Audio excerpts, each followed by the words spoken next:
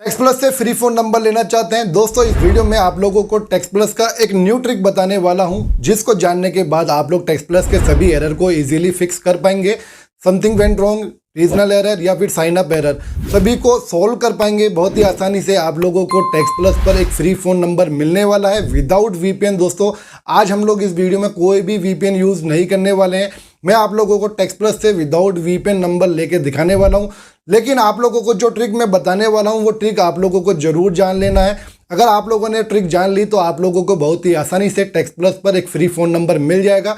अगर आप लोगों ने इस वीडियो को स्किप करके देखा तो आप लोगों को वो नंबर नहीं मिलेगा, पहले ही बता देता हूं। तो आप लोगों को वीडियो को एंड तक देख लेना है।